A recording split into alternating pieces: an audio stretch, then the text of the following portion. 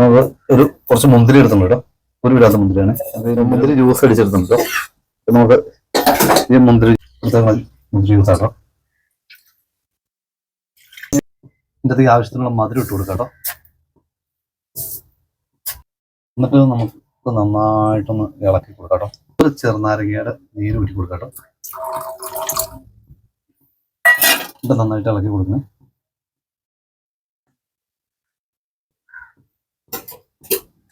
പിന്നെ നമ്മൾ ഇടുന്നതെന്ന് പറഞ്ഞാൽ ജെലാറ്റിൻ പൗഡറാണ്. അത് 2 ടീസ്പൂൺ ഇട്ട് കൊടുക്കും. അപ്പോൾ നമ്മുടെ മുന്തിരി ജ്യൂസ് നന്നായിട്ട് തിളച്ച് വന്നിട്ടുണ്ട്. നമുക്ക് അത്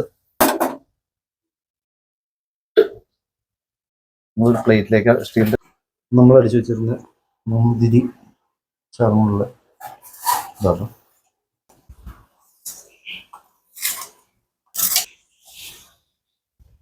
നമ്മൾ ഫുഡിങ് പച്ചക്കറി പീസായിട്ട് കട്ട് ചെയ്തിട്ടുണ്ട്. ഇപ്പം നമ്മൾ അടുപ്പിൽ തീ കത്തിച്ചിട്ടുണ്ട്. 1/2 ലിറ്റർ പാത്രത്തിലേക്ക് വെള്ളം ചേർക്കാത്ത വെള്ളം ചേർക്കുകയും ചെയ്തത്. പിന്നെ നമ്മൾ വെച്ച് കൊടുക്കുന്നത് മിൽക്ക് മേഡാണ് കേട്ടോ. ഒരു 3-4 സ്പൂൺ. എന്നിട്ട് നന്നായിട്ടൊന്ന് ഇളക്കി കൊടുക്കാം. വാനില എസൻസ് ആട്ടോ.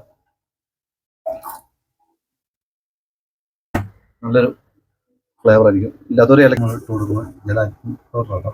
അത് ചൈന ഗ്രാസാണ് ഇട്ട് കൊടുക്കാം. എന്നിട്ട് കൈ വിടാതെ ഇളക്കി കൊടുക്കുന്നത്. മെൽറ്റ് ആവണോളം വരെ ഇളക്കി കൊടുക്കുന്നത്.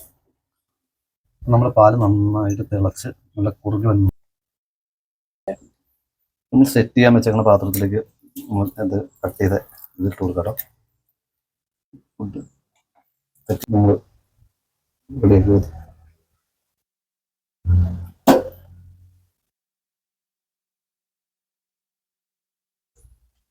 നമ്മൾ തണുപ്പിക്കാൻ വേണ്ടി ഫ്രിഡ്ജിലേക്ക് വെക്കുക കേട്ടോ. ഇനി ഒരു 4 മണിക്കൂർ തണുക്കട്ടെ കേട്ടോ. നമ്മുടെ ഫുഡ് അടിപൊളി സെറ്റാവും.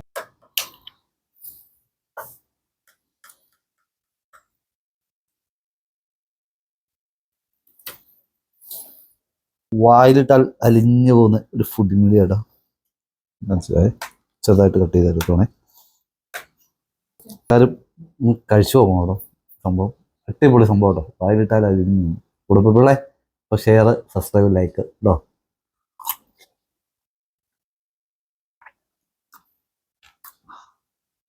സൂപ്പർ സാധനമല്ലോ.